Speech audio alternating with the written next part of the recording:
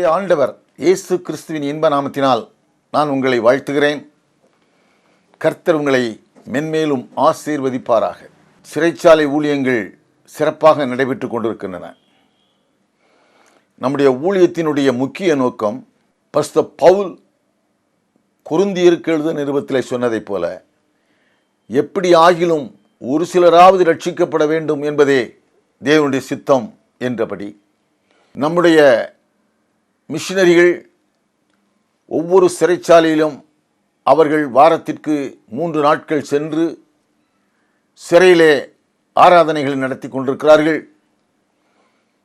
குறிப்பாக சிறையிலே மருத்துவ முகாம்கள் நடத்தப்படுகின்றன. மருத்துவ முகாம்கள் நடத்தி சமீபத்திலே கண் டெஸ்ட் எடுத்து அதில் இலவசமாக கண்ணாடிகள் வழங்கினோம். அவர்களுடைய படிப்புக்காக இப்பொழுது பத்திரிகைகளை நீங்கள் பார்க்கிறீர்கள். 150 பேர் பரீட்சை எழுதினார்கள் புழல் ஜெயிலிலே, மதுரை ஜெயிலிலே 130 பேர் பரீட்சை எழுதினார்கள் என்று. ஆம், உள்ளே இலவசமாக கல்வி வழங்குவதற்கு நம்முடைய பேராசிரியர்கள் துணை செய்து கொண்டிருக்கிறார்கள். அதன் மூலமாக அவர்களுக்கு தேவையான புத்தகங்கள், நோட்டுகள், பேனாக்கள், பென்சில்கள் மற்றும் ஸ்டேஷனரிகளை இலவசமாக வழங்கி கொண்டிருக்கிறோம். அது மாத்திரமல்ல, விசேஷ காலங்களிலே அவர்களுக்கு அன்பின் விருந்து வழங்குகிறோம். ஏன் இப்படி பல்வேறு வகையான காரியங்களை செய்கிறோம் என்றால் ஒரே ஒரு நோக்கம்தான், எப்படியாவது ஒரு சிலராவது ரட்சிக்கப்பட வேண்டுமே என்பதற்காகத்தான். ஒரு 15 ஆண்டுகளுக்கு முன்னதாகவே சிறைச்சாலைகளிலே பட்டமளிப்பு விழா நடத்தினோம். இந்த அணைக்குங்கரங்கள் மூலமாக பல்கலைக்கழக துணைவேந்தர்களை சிறைக்குள் அழைத்து சென்று அங்கே சிறையிலே பட்டம் பெற்ற மாணவர்களுக்கு சிறையிலேயே பட்டம் வழங்கினோம். சுமார் 15 ஆண்டுகளுக்கு முன்பு என்று சொன்னால் எப்படியாவது ஒரு சிலராவது ரட்சிக்கப்படட்டுமே என்ற ஒரே காரணத்துக்காகத்தான். சிறையிலே நாம் செய்கிற ஊழியம் எல்லாரும் ரட்சிக்கப்பட்டு எல்லாரும் ஆண்டவரிடத்திலே வந்து விட்டார்கள் என்று சொன்னால் அது போய். ஏதாவது சத்தியத்தை கேட்க சிலராவது முன்வந்து அவர்கள் சத்தியத்தை கேட்டார்களானால் அது எங்களுக்கு மிகுந்த சந்தோஷம். ஆம், இப்பொழுது திரளாக நமது கூட்டத்திற்கு வந்து கொண்டிருக்கிறார்கள். ஏராளமான வேதாகமங்கள் வழங்கப்படுகின்றன. அந்த வேதாகமங்களை அவர்கள் தங்கள் பகுதிகளிலே செல் என்று அழைப்போம், அந்த செல்லிலே உட்கார்ந்து அவர்கள் வாசித்து வாசித்து வாசித்து இப்பொழுது வெளியே வருகிறவர்கள் பாஸ்டராக எங்கே கொலை சம்பவம் நடந்ததோ அந்த இடத்திலே அவர்கள் அங்கே கொலைகாரர்களாக இருந்தார்களோ அந்த இடத்திலே ஆலயத்தை கட்டி அங்கே அவர்கள் வழிபாடு நடத்தி கொண்டிருக்கிறார்கள் என்ற செய்தியை நான் இன்னும் மத்தியிலே சொல்ல நான் விரும்புகிறேன். எப்படியாவது ஒரு சிலராவது ரட்சிக்கப்பட வேண்டும் என்று சொன்ன வேத வசனத்தின்படி இந்த ஊழியம் நடந்து பெற்று கொண்டிருக்கிறது. இதற்காக நீங்கள் ஜெபியுங்கள். வேதாகமத்திலே அநேக கேள்விகள் உண்டு. ஆனால் ஒரு கேள்வி, நான் வந்ததற்கு முகாந்திரம் இல்லையோ? முகாந்திரம் உண்டு. முகாந்திரம் என்பது ஒரு காரணம். அந்த காரணத்தை கர்த்தர் அறிவார். அதன் காரணமாக சில காரியங்கள் நடைபெறுகின்றன. உங்களுக்கும் எனக்கும் தெரியாத காரியங்கள். இது எப்படி நடந்தது என்று தெரியவில்லையே என்றால் அதற்கு முகாந்திரம் உண்டு. ஒரு முகாந்திரம் இல்லாமல் எதுவும் நடக்கவில்லை. வேதாகமத்திலே நாம் பார்க்கிறோம். கர்த்தருடைய சித்தம்தான் அங்கே நடைபெறுகிறது. என் வேலை இன்னும் வரவில்லை என்று தன் தாயிடமே சொன்னவர் நம்முடைய ஆண்டவர். அதன்படியே என் வேலை இன்னும் வரவில்லை, என் வேலை வருகிறது என்று சொன்னால் அங்கே எல்லா காரியங்களும் நடைபெறுகின்றன. தேவ சித்தம் நிறைவேறுவதற்கு நாம் இடம் கொடுப்போம். நமது பிள்ளைகள் திருமணம் ஆகவில்லையே என்று எண்ணிக்கொண்டிருக்கிற பிள்ளைகள் உண்டு.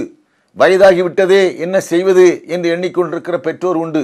ஆனால் தேவ சித்தம் நிறைவேறுகின்ற காலம் வரை குழந்தை இல்லையே என்று எண்ணிக்கொண்டிருப்பவர்கள் உண்டு. வியாபாரத்திலே செழிப்பில்லையே என்று எண்ணிக்கொண்டிருப்பவர்கள் உண்டு.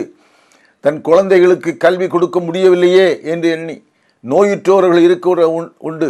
ஆனால் எல்லாவற்றுக்கும் ஒரு நேரம் வரும். கர்த்தர் அதை கட்டாயம் செய்வார். இங்கே பாருங்கள், இந்த கேள்வியை தாவீது கேட்கிறான். நான் வந்ததற்கு முகாந்திரம் இல்லையோ? எந்த இடத்திற்கு அவன் வந்தான் என்றால் கோலியாத்தை கொல்வதற்காக சுற்று படை வீரர்களால் நின்று கொண்டிருக்கிறார்கள். நல்ல அதற்கேற்ற படை வீரனுக்கேற்ற உடைகளை அணிந்து கொண்டு கோலியாத்தை எப்படியாவது வீழ்த்திவிட வேண்டும் என்று சொல்லி அந்த இடத்திலே, அந்த மைதானத்திலே போர்க்களமாக இருக்கிறது அந்த இடம். ஆனால் போர்க்களமாக இருக்கிற அந்த இடத்திற்கு தாவீது வருகிறான். அவன் சிறுவன், அவன் ஆடுகளை மேய்த்து கொண்டிருந்தவன். திடீரென்று அங்கே வந்து நிற்கிறான். அதை பார்த்த அவனுடைய அண்ணன் பெயர் எலியாப். எலியாப் கேட்டான், ஏன் நீ இங்கே வந்தாய்? இது யுத்த களத்துக்கு ஏன் வந்தாய்? இது போர்க்களம், உனக்கு எங்கே என்ன வேலை? ஆடுகளை எங்கே விட்டு வந்தாய்? யுத்தத்தை பார்க்கவா வந்தாய்? உனக்கு என்ன துணிச்சல் என்று கேட்டான். இது அத்தனையும் வேதத்திலே இருக்கிறது.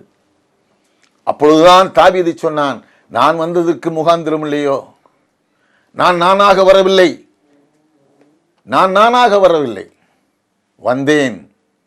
ஆம் அன்பானவர்களே, நாம் எந்த காரியத்தையும் நாம் செய்யும் போது அதிலே தோல்வி ஏற்படுமோ என்று எண்ணி செய்ய வேண்டாம். அதற்காக நீங்கள் ஜெபித்து இந்த காரியம் கர்த்தரால் வந்தது என்று எண்ணினீர்களானால் நிச்சயமாக அது நடைபெறும்.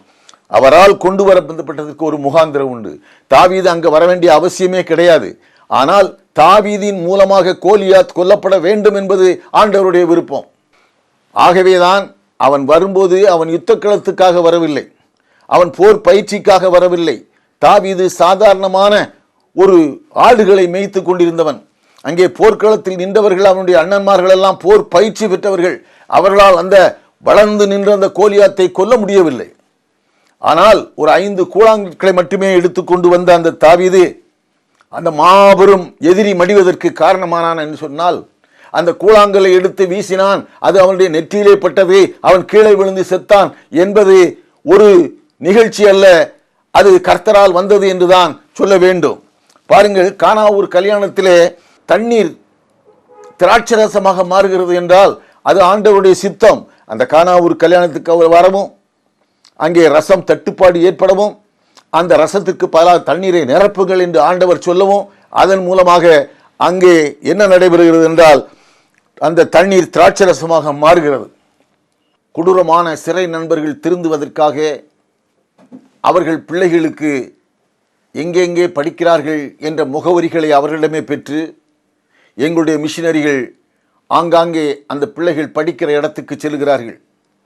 அந்த பிள்ளைகள் எப்படி படிக்கிறார்கள், நன்றாக படிக்கிறார்களா, அவர்களுக்கு என்ன தேவை என்றெல்லாம் அவர்களிடத்தில் கேட்டு அந்த பிள்ளைகளின் மூலமாக ரட்சிப்புக்குள் வருகிறவர்கள் ஏராளம் முகாந்திரம் உண்டு. அதுபோல அந்த பிள்ளைகளை பார்க்க முடியாமல் இருக்கும். சிலர் நீங்கள் கேள்விப்பட்டிருப்பீர்கள், கடினமான காவல், அந்த சிறைக்குள்ளேயே கடினமான காவல் சிலருக்கு இருக்கும். அந்த கடும் தண்டனையை கொடுத்திருப்பவர்கள் பிள்ளைகளை பார்க்க முடியாது. 5-6 ஆண்டுகளாக பிள்ளைகளை பார்க்காமல் இருப்பவர்களை, அந்த பிள்ளைகளை நாங்கள் பேனிலே அழைத்து வந்து அந்த சிறை இருக்கிற அந்த தகப்பனிடத்திலே அந்த பிள்ளையை கூட்டி வருவோம். சூப்பரிண்டென்டென்ட் பெர்மிஷன் மூலமாக அவனை ஒரு தனி இடத்திலே வைத்திருப்போம். அந்த குழந்தையை அவன் முன்னாலே நிறுத்துவோம். ஒரு பசுமாடு தன் கண்டுக்குட்டியை எப்படி நக்குமோ அதே போல அவன் உடம்பெல்லாம் அந்த பிள்ளையை உராய்ந்து நக்கி அந்த அளவுக்கு அவனுடைய பாசத்தை அங்கே வெளிப்படுத்துகிறான். அந்த பாசம் எல்லாருக்கும் உரியதுதான். அந்த பாசத்தோடு கூட அவன் அந்த பிள்ளையின் மீது வைத்திருக்கிற அந்த பாசத்தோடு கூட அவனை நாங்கள் ஆண்டவருக்குள் கொண்டு வருகிறோம். இப்படித்தான் சிறையிலே ஊழியம் நடைபெறுகிறதே தவிர ஏதோ போனோம், ஒரு ஜெபக்கூட்டம் நடத்தினோம், வந்தோம் என்பது இல்லை. இப்படி பலவிதமான காரியங்களை செய்துதான் அவர்கள் ஆத்தும ஆதாயம் அங்கே செய்கிறோம் என்பதை நான் தெரிவித்துக் கொள்கிறேன். டிஎல் மூடி மிகப்பெரிய சுவிசேஷகர். ஒரு தடவை அந்த ஆள் வீட்டில் இருக்கும்போது திடீரென்னு அவருக்கு ஒரு ஆண்டவரின் கிருபையை பற்றி நீங்கள் அறிந்திருக்கிறீர்களா என்று அங்கே போய் கேட்டார். அப்போ ஒருத்தன் சொன்னான், கிருபையா, அவர் யாருன்னு கேட்டான். உடனே அவருக்கு உடனடியாக ஒரு மிஷினரியாக மாறினார். நான் இந்த உலகத்திற்கு கிறிஸ்துவை பற்றி சொல்ல போகிறேன் என்று சொல்லி வெளியே ஓடி வந்தார். ஐரோப்பா கண்டத்தை ஒரு கையிலே, அமெரிக்காவை கண்டத்தை ஒரு கையிலே வைத்துக் கொண்டு அலைந்தார் என்று டிஎல் மூடியை பற்றி நாம் அறிந்திருக்கிறோம். அன்பானவர்களே, எல்லாம் தேவனுடைய சித்தம். தேவனுடைய சித்தமின்றி எந்த காரியமும் நடைபெறாது என்பதுதான் ஒரு கிறிஸ்தவன் சொல்லுகிற ஒன்று. ஜெபிப்போமா? கிருபை நிறைந்த எங்கள் நல்ல ஆண்டவரே, அருமையான இந்த வேளைக்காக நாங்கள் உம்மை நன்றியோடு துதிக்கிறோம். அப்பா, நீர் உமது பிள்ளைகளுக்கு என்ன தேவை என்று அறிந்திருக்கிறீர். காலங்களிலே நடைபெற வேண்டிய காரியங்களை எல்லாம் ஒழுங்குபடுத்தி ஆசீர்வதிக்கிற நல்ல ஆண்டவராக நீர் இருக்கிறீர். நாங்கள் எங்களுடைய வாழ்க்கையிலே எந்த காரியம் நடைபெற்றாலும் அது தேவனுடைய சித்தம் என்று சொல்லி அதை ஏற்றுக்கொள்ளத்தக்கதாக பக்குவத்தை நீர் எங்களுக்கு தர வேண்டும் என்று கெஞ்சுகிறோம். ஒரு முகாந்திரம் இல்லாமல் எதுவும் நடைபெறவில்லை என்பதை நாங்கள் அறிந்திருக்கிறோம் சுவாமி. ஒரு கிறிஸ்தவன் ஒரு கிறிஸ்தவளுக்கு கர்த்தர் முழுக்க முழுக்க அவர்களை தாங்கி ஆசீர்வதித்து வருவது எப்படியோ அதே போல ஆண்டவரே, அவர்களுக்கு நேரிடுகின்ற எல்லாவற்றையும் எங்கள் ஆண்டவர் செய்திருக்கிறீர். நிச்சயமாக எங்களுக்கு நல்ல காரியங்களை செய்வீர் என்ற நம்பிக்கையோடும் விசுவாசத்தோடும் நாங்கள் இருக்கிறோம். கர்த்தர் பெரிய காரியங்களை செய்யும். நீர் அப்படி செய்வதற்காக நன்றி சுவாமி. நன்றி ஆண்டவரே. தொடர்ந்து எங்களை ஆசீர்வதித்து வழிநடத்தும் இயேசு கிறிஸ்துவின் நாமத்தினாலே கேட்கிறோம் நல்ல பிதாவே. ஆமென். பேராசிரியர் டாக்டர் எஸ்டி நோவா, அணைக்கும் கரங்கள் ட்ரஸ்ட், மதுரை. பாவிகளை ரட்சிக்கவே கிறிஸ்து இயேசு உலகிற்கு வந்தார் என்கிற வார்த்தை உண்மையும் எல்லா அங்கீகரிப்புக்கும் பாத்திரமுமானது. 1 தீமோத்தேயு 1:2 இந்த வசனத்தின்படி அணைக்கும் கரங்கள் ஊழியங்கள் தமிழக சிறைகளில் மட்டுமல்ல, இந்தியாவில் உள்ள பாண்டிச்சேரி, கேரளா, கர்நாடகா, ஆந்திரா, மகாராஷ்டிரா, அந்தமான், திகார் போன்ற முக்கிய மத்திய சிறைகளில் அரசு அங்கீகாரத்தோடு கடந்த 45 ஆண்டுகளாக சிறை நண்பர்களை சந்தித்து வேதாகமங்களை வழங்கி ஆராதனைகள் நடத்தி அவர்களை மனந்திருந்த செய்து வருகிறது. அவர்களுக்கு இலவச கல்வி வழங்கி அவர்களில் பலரை பல்கலைக்கழக பட்டதாரிகளாக்கி துணைவேந்தர்களை சிறைகளுக்குள் அழைத்து சென்று பட்டமளிப்பு விழா நடத்தி வருவது உலகத்தில் இதுவரை எங்கும் நடக்காதது. பள்ளி செல்லும் அவர்களின் குழந்தைகளுக்கு இலவச பள்ளி தேவைகள் வழங்குவது, சிறைகளுக்குள் சிறப்பு மருத்துவர்களையும் கண் டாக்டர்களையும் அழைத்துச் சென்று இலவச உதவிகள் மற்றும் கண்ணாடிகள் வழங்குவது. இது மட்டுமல்ல, சிறையிலிருந்து படித்து வெளியே வந்தவர்களில் பலர் தங்கள் கிராமங்களில் சிறிய வீட்டை வாடகைக்கு எடுத்து தான் பெற்ற விசுவாசத்தை காட்டி சபைகளை உருவாக்கி ஆராதனைகள் நடத்தி வருகிறார்கள். 1979ஆம் ஆண்டு செப்டம்பரில் அனைத்து கல்லூரி பேராசிரியர்கள் பணி பாதுகாப்பு கேட்டு போராடி சிறைக்குள் சென்றவர்தான் பேராசிரியர் டாக்டர் நோவா. அங்குதான் சிறைவாசிகளை சந்தித்தார். இவர் விடுதலை பெற்ற பின் சிறையில் சிறைவாசிகளுக்கு மறுவாழ்வு தேவை என அரசுக்கு எழுதினார். 1982ஆம் ஆண்டு முன்னாள் முதலமைச்சர் எம்ஜிஆர் அவர்கள் சிறைகளுக்குள் சிறைவாசிகளுக்கு மறுவாழ்வு வழங்க அவருக்கு அரசு ஆணை வழங்கினார். இந்த அணைக்கும் கரங்கள் சிறை ஊழியங்கள் தமிழக சிறைகளில் அருள் திரு டாக்டர் நோவா அவர்களால் தொடங்கப்பட்டது.